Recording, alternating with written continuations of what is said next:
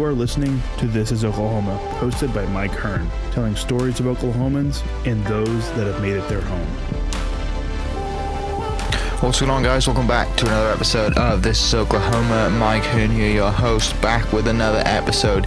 Exciting news. This podcast is presented by the Oklahoma Hall of Fame, who have been telling Oklahoma's story through its people since 1927. Follow them online at oklahomahof.com, and then definitely follow them on Instagram for all the information that you need, because I'm sure that's where you follow us as well, at oklahomahof. Let's get into today's episode. Hey guys, welcome to part 2 of our episode with Elise Wade, spirit rider for Oklahoma State. She rode Bullet a few years ago while at school, and some amazing stories from that. Part 1 was last week. This is part 2. It picks up exactly where we left off. So thanks for listening. Follow us on social media at This is Oklahoma, and follow Elise at the Elise Wade. And yeah, enjoy. So tell me about that. What was the... Because obviously Canvas is now a new opportunity that you have too. Well, and we're actually doing it, like, last week was prep for what we're doing this week. Okay. So I wasn't supposed to have to go down there. I went down with my aunt and uncle to the American Rope Horse Fraternity Association World Finals. Mm-hmm. And so I was originally going to be down there for that, and I wasn't supposed to leave until like Wednesday or Thursday. And then I got called from Cavender's about... let's go with an opportunity for some things they've got coming up. I'm not going to out the project we're working on. But they called me about getting ready for this project. And I was like, oh, dang, okay, like when? And she was like, well, really sorry to tell you, but like the deadline is like the 30th. And I was like, thanks. I'm about to be gone for 5 days, but it's fine. She goes, no, you're good, like you can handle it. And again, it goes back to the pressure player. I'm like, okay, this is what I need to get done. I need to go get my hair put back in. I need to get nails put back on, because I'm just at home chilling. Well, it's COVID, right? Yeah. Like, I know events I'm are going at school. on. I'm not doing anything. I wear a hoodie every day. Yeah. And so I had to go down there and had to go to one of their bigger stores and get some clothes picked out and meet with their social media coordinator about what we're going to be working on, and just kind of get everything set up for that. And then we were supposed to do it on Monday. Yeah. And then thanks to ice and power outage and whatnot, and then we were trying to push it to like Tuesday, and then it just kept raining and never stopped raining. And now we're recording on Thursday, and the sun's coming out, which is great. But all the the wind's picking up, and all the trees are falling over. I know. That's nuts. Now we're actually going to end up doing the project on Saturday. Cool. That's and good. Hopefully it'll be dry enough. But whatever. Do you still get to ride as much? Do you miss riding now? Yes. A lot, because you've actually I really do. You work still. You're still in school, but you're working and doing. Like I told you earlier, again, full circle, comfort zone. My comfort zone is on the back of a horse. Yeah. Or doing things with them. And so my aunt and uncle, when COVID and everything happened, and I started coming back to school, I didn't have horses with me. I'd been at home with my horses that kept me sane. Yeah. And people don't really think about needing to do the things that you can just kind of turn everything off. Right. Because, like, I get going 100 miles an hour. I get so many things going on, and then I start to wig out. Mm-hmm. Like, you won't ever see it. But, like, I'm internally like, it's fine. Everything's fine. But my aunt and uncle were like, we've got all these horse shows coming up. These horses need taken care of. If you want to come and help braid and help lope horses and whatnot, you're more than welcome to. And they live about 30 to 40 minutes from my house in Stillwater. Yeah. And I was like, I will do it. I'm on my way. I am literally, you want me to come tomorrow or you want me to come today? I'm ready. And I started doing that. And it has been like the best thing for me mentally. Yeah. Because I get to go do the school stuff. I get the Cavender's stuff. I've gotten all the opportunities and the BFO things I have coming up. And again, school is like starting to wind down a little bit. But we're coming to the end of the semester, but we're like it's in full force. Like we've got projects coming up and things like that, and essays and blah blah blah. Deadlines and finals or whatever. And it's just like will make you crazy. And my one place I go to be able to stop and take a breath is in a barn. And so I've been getting to ride a little bit with them. And so like I said, I was in Dallas for the Cavender stuff at the beginning of the week. And then I got to be in Fort Worth for 4 days after that. Yeah. And I got back on Sunday, and I just got to be on horses all day long, and I got to be with my horse people that I've known since I was a little kid. Yeah. Get to catch up with people. And so, like, that's a hard one, because no, I don't get to ride very much anymore, or enough. I love going home and getting to ride, but I've gotten to, in like the last 2 weeks, I've gotten to ride. Yeah. So I'm a much happier E when I get to be around horses. It's Like, do you feel like that on like the Oh, golf course? totally Do you just agree go with you. golf Yeah. or just go like hit? just have to get away. Like, Yeah. and it's, you just go and you either go with a buddy or you just a reset. You shut Yeah. your phone off. Just, I don't, Yeah. just, it's totally. You're right. yeah. A reset is the Yeah. best way to call it. Yeah. It's much needed. And obviously for you it's horses, for me it's golf. For others it's reading, for others it's going Yeah. for a run. It could be anything, but you have to have that out. You have to have Right. that reset, that ability to just run away, even if it's just going for a drive. Right. Like, just go out somewhere, Like, what especially works for COVID now. you. Just go for a drive, put the radio on or not, whatever it is. Yeah, last week's podcast with Dylan Cooper, we talk about his mental toughness and mental health, and he's big in that mental health advocate, stuff like that. And for him, he has a Harley Davidson. That's what he goes. Really? He just goes rides, and Oh, he's wow. like, that is what my reset. I just jump on the bike and I go ride. And he's like, it sounds morbid, but like, he's like, you're more awake the closer you are to death. He's like, when you're doing 80 mile an hour on a Harley Davidson with no helmet on, like, you're pretty close to death. Yeah. And that. It's an adrenaline junkie. Yeah, but it also, like, it's a mental. He said it just helps me get away. Really? Yeah. Interesting. You'd be cool guy. You Yeah. guys would get on well. I'll have to go back and listen to that Yeah. and like look him up. My dad, like I said, is a therapist. Yeah. And so he and I have had a lot of conversations about what all of this has done to people, like mentally and emotionally. And that's right. It's hard for people, and I don't know how some people have been able to manage things like this when they don't have an out. In Oklahoma, we're very blessed. Like we still have a lot of grass and a lot of trees and a lot of places to go. And there's people that don't have that, like the out that you're talking about. Yeah. And I just hope people find something. And if anyone can learn anything from me, you got to figure it out. You got to figure out what definitely. helps you turn it off and reset. Yeah. So, what is the degree now then? Marketing and management. Okay. Which is when I went from the communications, I realized I enjoyed marketing because Yeah. in my mind, You've always been in learn sales. What? Growing up, you've always been in sales. Right. Without knowing it. And if you Yeah. understand marketing, you are selling a product, Yeah. you're selling an idea, or you can be selling a person or even yourself. And if you can learn how to do all of that, you can pretty much take that into anything. Yeah. And being someone that can adapt, well, I mean, marketing, you can put it in everything. And then management, I was taking the sports management classes and really enjoyed that, so I just kind of stuck with it. Yeah. And then I'm done. I'm in my last class finishing my entrepreneurship minor. Great. That's really cool. Well, I've been in school a really long time. Yeah, no, but like the thing is with the opportunities that you have coming to you, right? With social media stuff, with the modeling stuff, with picking brand deals or whatever it is, like it all comes to like. And I kind of had the same experience too. Like I didn't know anything about social media when I grew up, right? We didn't grow up with it. We kind of just learned it as we, you didn't have it as you were a baby or whatever.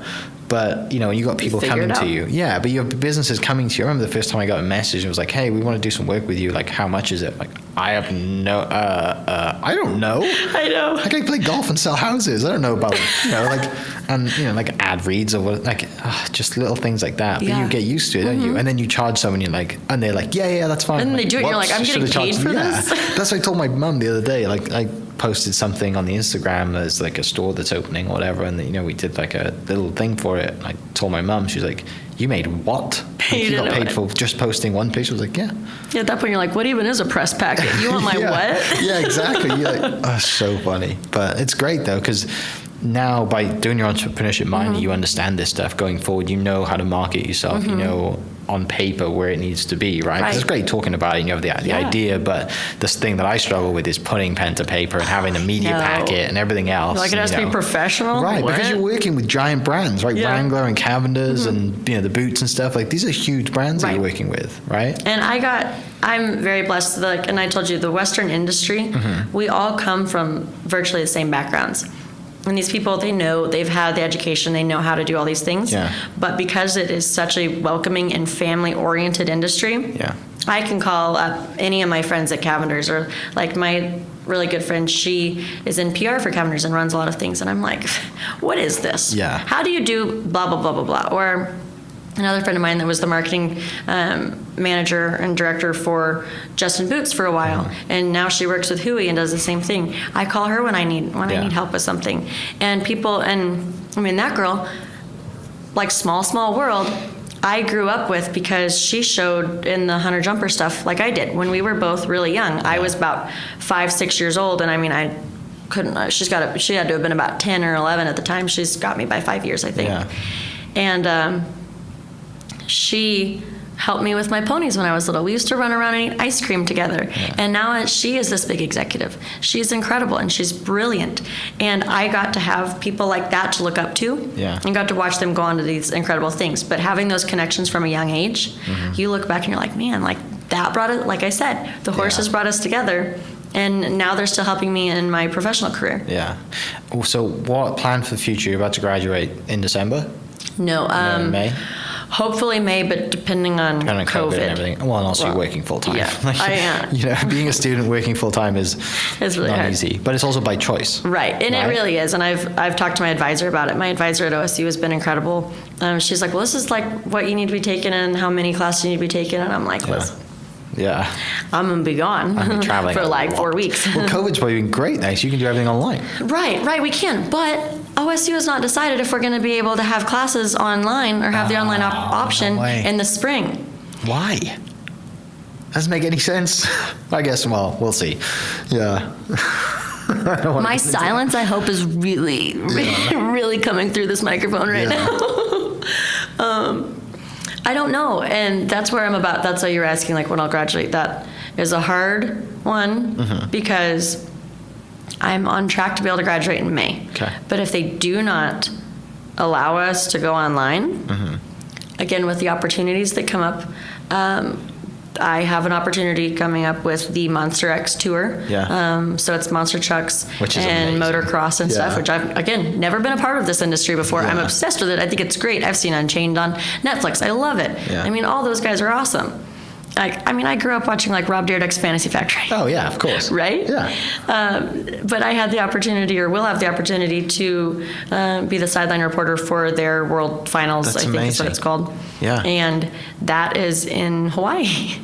Oh, sick. And it's a 3-week-long event. Yeah. And I won't be able to come back to You got to stay there the whole time. mainland. Yeah, and that's 3 weeks that I would have to be gone. So if they don't allow us to go online, I'm not really sure what I'm going to do in the spring. The thing is, like, the good thing is, because you're working, school is just another thing that you're doing as you're living life and building a career and working and making these connections, right? Like, it's not like the majority of students who are in school until they graduate and then they're going to get a job. Right. So you have a really unique position that it doesn't really matter. It's a very weird position. It doesn't really matter that much if you don't graduate in May. Right. Right? I don't think so. I'd like to. But it's not a huge deal to be like, I got to wait 6 months before I work. Exactly. And that one, that's something that I'm having to work through on a daily basis. I'm like, my friends are graduating and things like that. But a lot of them are worrying about getting internships and finding jobs and opportunities and stuff. But I'm working backwards almost. Like, this is just like I just have to get this done so I can keep doing what I'm already doing. Yeah. If that makes sense. I don't have to I'm not doing it. I don't know. I'm kind of putting the cart before the horse. Sure. And it's worked. But it all goes back to being 3 years old and getting to have the opportunity to, there's a picture of me sitting on the governor of Oklahoma's lap at 3. Yeah. And now that family I'm friends with them. Like, I'm a part of the Enid Oklahoma Society, and that was back when Governor Frank Keating was our governor. Yeah. And his wife, Kathy, is someone that I absolutely adore getting to go and talk to. And she has basically gotten to see me grow up. Yeah. And because, I've been to large events with her, like at the National Cowboy and Western Heritage Museum. Those are people I had to be in a room with at a young age, and having opportunities from then. I started having opportunities, and I'm, like you said, it's a unique situation. I'm very blessed that doors started just opening because I was putting in the work. I decided I wanted to do something. And people are like, oh, these things are like falling in your lap. And I'm like, they don't see all the hard work. no, it's like a door opens and I'm like, man, that's a really cool opportunity. I'm taking it. There's no way I'm not taking it. Yeah. And if I fail, I'll learn. So be it. Right, like, exactly. I'm taking that opportunity. Yeah, it's, learning opportunities are, I love it. I'm not saying I like to fail, but I like having opportunities to learn from something. You have to go forward. You have to fail If you do something great every time you do it, how are you ever going to be great? Sure. Yeah. Fire. And you're not learning, like you don't, by failure you learn things, right? Like especially with, like with being a reporter or being on stage or whatever it is, like you learn, okay, I'm not going to do this next time. Okay, this time I'm going to do this. And it's, you just build yourself into this person and this, this kind of machine's not the right word, but it's a machine. It's a machine, that you are. I'm my own product that I am having to work on every day. And you're very versatile. You can do a bunch of other things. And what you said earlier is totally right. Is it comes back to hard work. Like no one sees that. A lot of people would have, just kind of, okay, they got the chance to ride bullet, great, and they might look at it, oh, you knew some person, you got in because of this. They make all the excuses because they don't see the hard work. And after that, some people would have been like, yeah, what did you do in college? I rode bullet, and that was it. And now I work a marketing 9-to-5 job or whatever. You have taken, to your point, the opportunity that's come at you. Everyone that's come and said, okay, I'm going to try this. And it just keeps leading, compounding to something else. Right. And so it's hard to say my plan because I just get excited about every opportunity. So what would be a dream right now? What would be a dream job? Corny. I'm doing it. Really? Sideline, this sounds crazy, and I know you would probably prefer that I be like, "Oh, this is my dream." This the raw and realness of what your answer is. My real answer is I am. I am so blessed with the opportunities that I have, and that I'm gonna have, and I know will keep happening because of, like you said, the hard work. Everything I've gotten to do up until this point, I didn't dream of 5 years ago. I thought it would be cool, but I didn't even know that bullfighters only was a thing. Yeah. And it was just like these guys that I knew that started this company. And then I got to be involved with it. And then all of a sudden I was traveling. And all of a sudden I was getting to do radio interviews and television interviews and getting other things because of that. The dreams that I have, I don't even think I know that they're my dream job yet. Gotcha. And there's things that I know I want to do. I would like to go to law school. I would like to help people in public relations. I would like to help companies network because not a lot of companies, and especially like in the Western industry, realize sometimes you just have to have people in a room. Yeah. Being able to represent your brand. If I could figure out how to make that into a job, that would be really cool. Yeah. But you'd have to ask my mom. I call my mom almost every day and I'm like, get this one. Like, listen to this, what I got going on now. Yeah. And it keeps happening. And I sit back and I'm this is really the world I live in. And that's honestly, like I said, it's corny, but I'm living the dream that I never thought I even wanted. Sure. And here it is. It's crazy, isn't it? It's crazy when you sit here and you look back at it and we talk about it, like from 3 years old to now to, I haven't self-reflected with anyone else. So the fact that we're doing this right now, I'm a little mind blown talking about everything that has happened in 22 years. You talk about having that moment that you thought, if I don't go to OSU, I'm not going to ride bullet. Right, and then you have that experience, and then you get, you're being okay on the ground crew, of course. You get that job, and you get to ride bullet the first time. You have that experience, and then that year probably goes really fast for you. Yeah. Right, like all great years do, they fly, and you look back and you're like, but you still, it gives you goosebumps. You have those feelings. And I know everything I'm doing right now is flying, and I'm scared. I don't like it. Do you journal? No. You don't document anything? Have you seen my Instagram? my whole to world that is point, great much. follow at the Elise Wade on Instagram. Great follow. At the Elise Wade, yeah. I pretty much document everything. People, if you want to see... That's good, though. Like mostly the real me. I keep a lot of things private, but... I pretty much document a lot of stuff like through like my Instagram stories and things like that. People pretty much see most of my real emotions for things. when I'm excited and when I'm upset about something. I mean, people see me rant going down the road or about something that I saw that day, or I'll tell the people that follow me like how excited I am about something different, or show them something funny. That's kind of more or less, I make stories on my Instagram because I know I'm going to be able to archive them. Yeah, that's good though, right? I did vlog for a while though. That's why I knew the camera that you were saying, and I have that vlog camera. What was the reason behind that?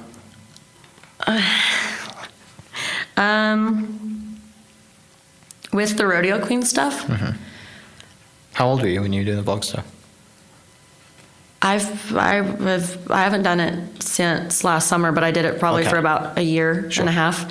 And someday maybe I will release the things like the vlogs that I made. But so you haven't posted them yet? So it was more of like a test to camera, like I want to. No, it was more of a private. Like a video diary.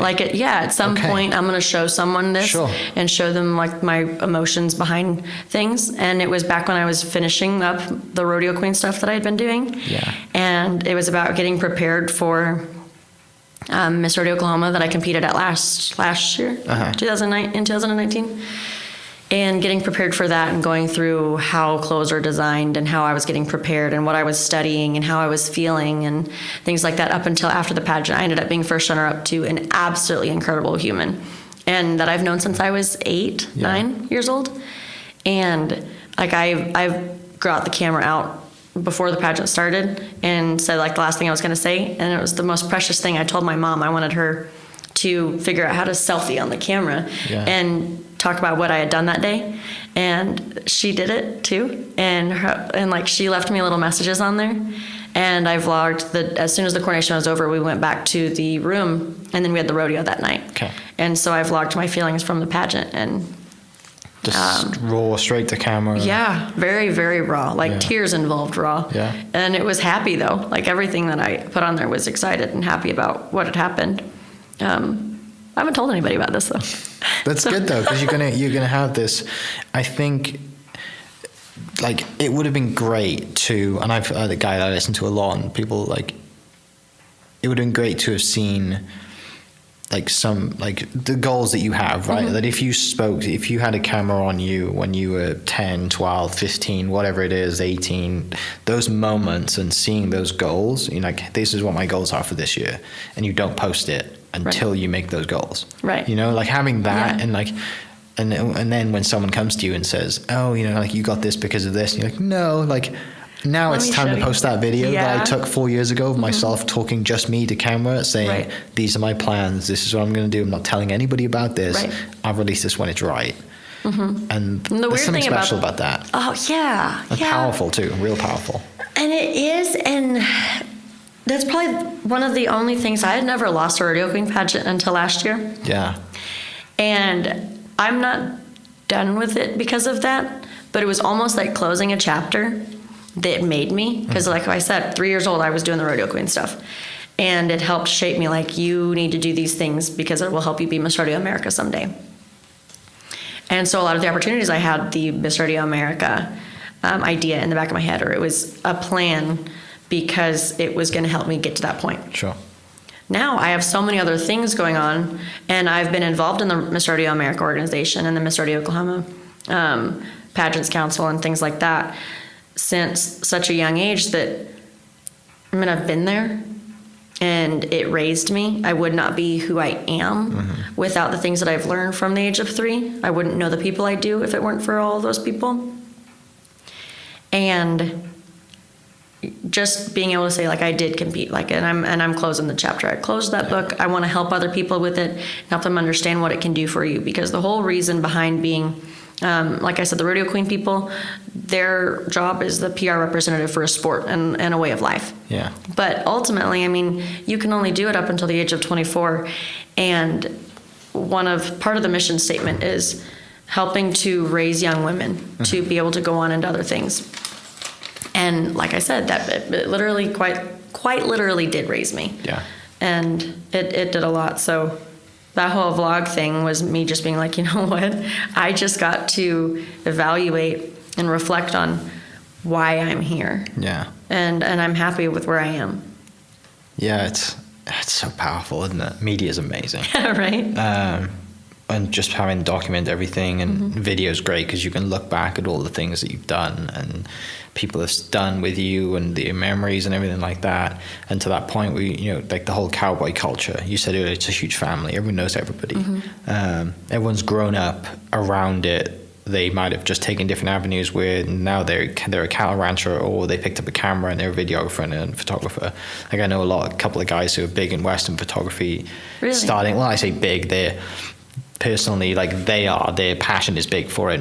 They're getting big in it, in the industry, like they're getting deals and brand deals and stuff. But they talk a lot about the culture and the hanging out and just the family atmosphere, and everyone, business doesn't stop, and just because it never ends, does it? Like, horses and cattle, like it doesn't matter what the weather is, you've got to go do that thing every morning, and you've got to take care of them.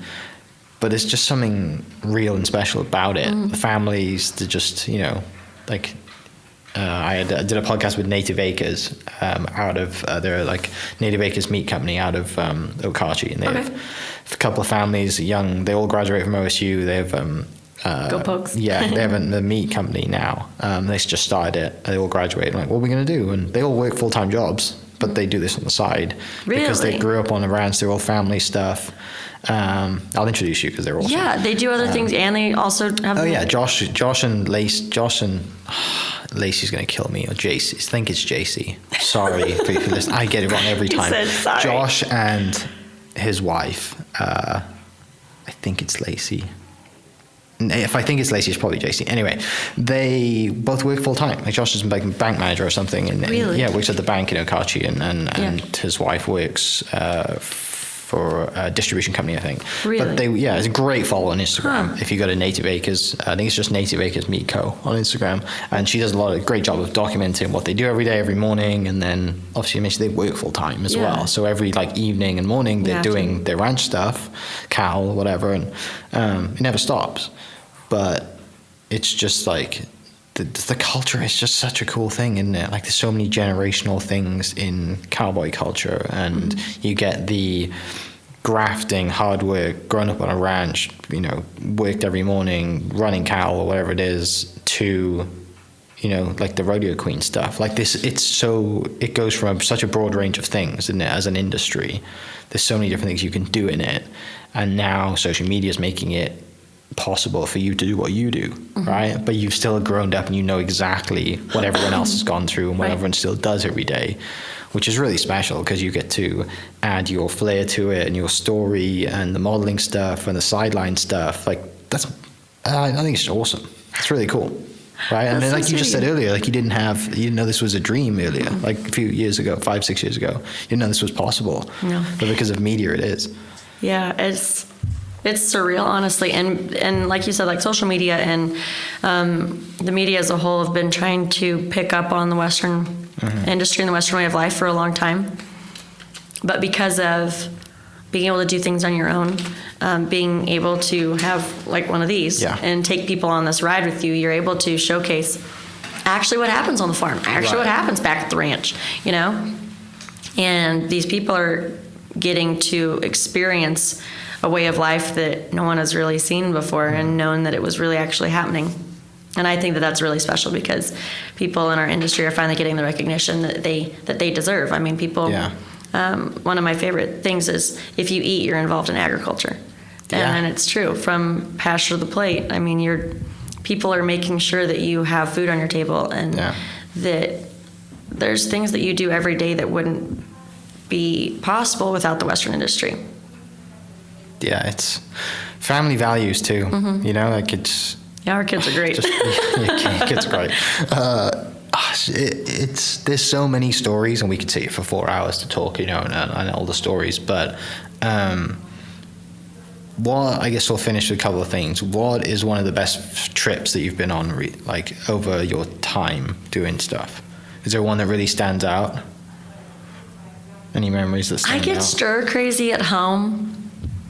Best trips.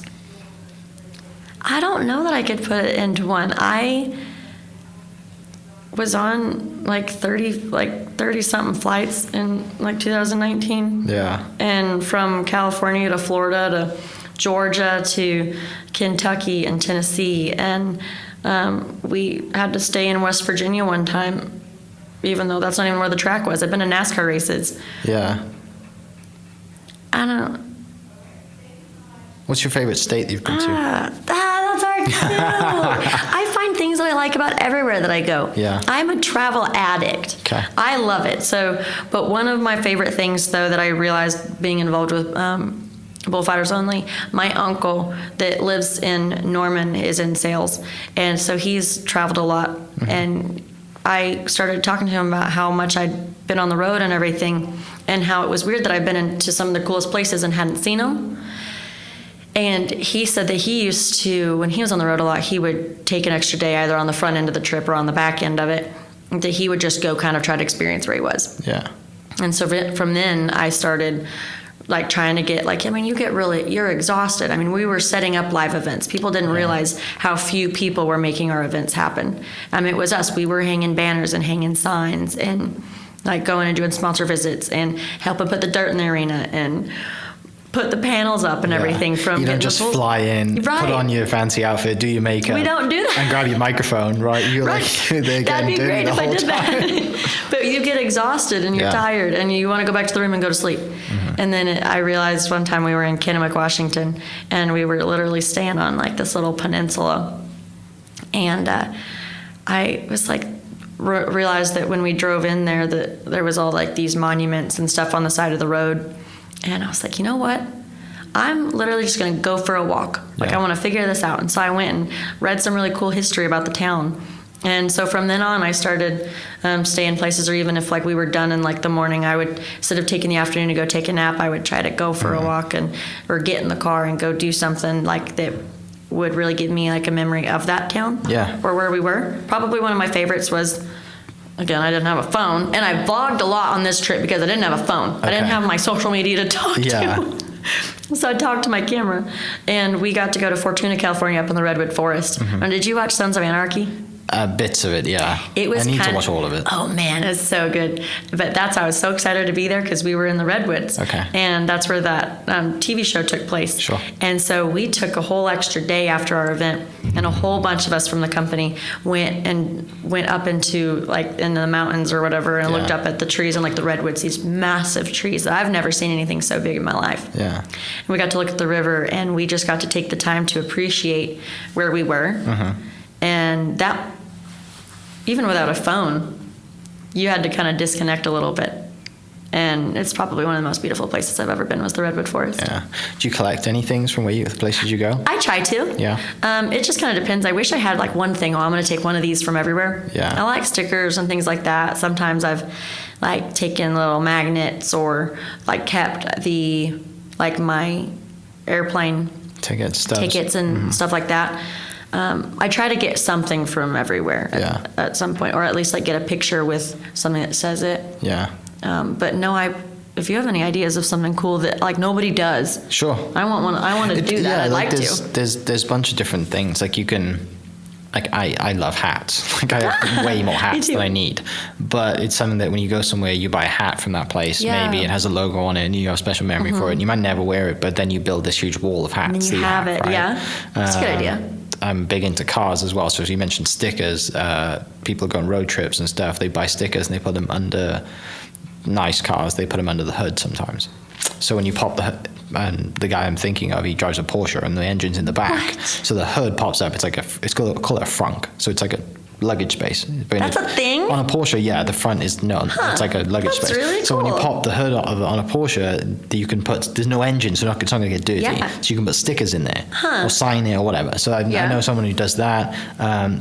You mentioned taking pictures. If you print the pictures after every year, at the end of the year, like go through your phone and literally just print every single photo that's on your phone for a year, and just do them in like. I'm gonna go home and do that. Yeah, and just do them as albums, right? Or you can even do them as trips. Because now, like when we grew up, we always saw like we go to our grandparents or our parents' house, and like they would have like albums of photos. Yeah. We don't do that anymore, right? And printing's so cheap. Everything in the cloud. Yeah, for like $100, you can have a lot of photos. Yeah. And it's in an album, and you have these memories, and then you could write on the back of the photo, hey, where it was, what do you remember? Just little things like that. That's cool to have because you can pass it on. That's an excellent idea. And if your phone dies, you're still going to have it. Yeah. So that's one thing too. So I love that. Anyway, little things like that. But all right, well, we're taking forever, and then people listening are probably like, these are awesome stories, but we've either finished where we're driving to, we've been running for too long now, riding a bike, or whatever you do when you listen to podcasts. But I'll finish with this.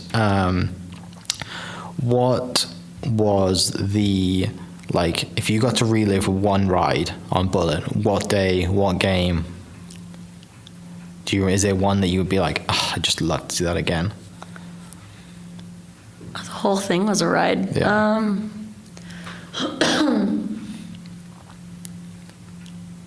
I guess I would have to say the first game. Yeah. Like, there's nothing like that. Like, I mean, I just spent 5 minutes talking about the first experience I had with it and been out on the field. I think maybe my first touchdown run. Okay. I would relive that one again because you knew what was going to be out I was there. shaking. I'd already been on the field at that point, so I'd already seen it. Yeah. Like, I'd already got the hard part over, was getting on the field and on the big jumbotron for the first time. That was already done. And then the very first touchdown run, I was like, this is the first one I really have, but I appreciated it. Yeah. Because, like, all the other weird sensory stuff was, like, out of my mind at that point. And I just got to kind of, like, look around and I'm like, oh, Yeah. all right, the kick is in. Okay. All right, going. they're getting ready to do Yeah. it. They moved that little orange, like, cone thing out of the way, and they were like, all right, you got it. Go for it. And then they say, here comes Bullet. Yeah. And I just remember I got to look up into the stands and see how excited people got. Well, I didn't think of this. You ride directly at the jumbotron. Do you look at it when you ride at it? Do you have time to look at it? No, because we didn't have the giant one. Oh, okay. My year, they put that up the next summer. Yeah. But I could see them on the, like, I had them on the You had 'em sides. on the sides, yeah. No, I didn't, because You've got enough things to deal with. And I guess there there's was a delay people, as well. We had, the ground crew is out trying to make sure that people aren't getting in my way. Got you. And then there's also police officers out there trying to keep people off the field. Sure. And our team is always real good about it. They know exactly what's about to happen. Yeah. A lot of times other teams were not so respectful of what Yeah. was happening. And you would kind of come out and you could go right at people. And they do it on purpose. Yeah, I had no idea what was above me when I realized people Yeah. were on the field because I was having to steer. Like, dodge people. Yeah. Oh, what an Yeah. experience. So the first touchdown I would relive. What was your last ride like? Did you know it was your last ride? Mm-hmm. Because sometimes, like, if you make a game or whatever, you might not realize it's going to be the last one. Oh, like my last touchdown? Yeah. Yeah, what was, like, the last ride? Like, I don't sounds know. like a movie, The Last Ride. Probably is a movie. It is? Do you remember much about it? No. I don't. I remember driving up the tunnel Yeah. for the last time. And I was crying, but I tried really hard because, like, I'm not very emotional. I don't like being emotional. I'm like, Yeah. like stone cold. But at that point, we had already picked, and this wasn't even the last game, but we drove up the tunnel. It's after the last thing you do is the spring game where, like, where we just scrimmage each other. Sure. So I'd already gone through, like, the experience of this is my last game. I'd already had that. Yeah. But my last time with him, and we took some really beautiful photos that day. But I remember going up the tunnel and, like, so I'd already had my emotional cry over it. But this would have been 2 weeks after we had, after Madeline McLaren had been chosen as the spirit rider for that following season. And I looked at her because she was sitting across from me, and, like, we were in the bed of the truck, and her eyes were just, because, like, she realized, like, I think that it had hit her. It's real now, yeah. Yeah, and she kind of got up, and she's not very emotional either. And I was like, hey, and I, like, picked up my phone, and it was on my story, and I was like, guess what? Like, this is yours now. The next time you go back down this tunnel, like, you're gonna be the spirit rider. Like, how are you feeling? And she started crying, and I started crying.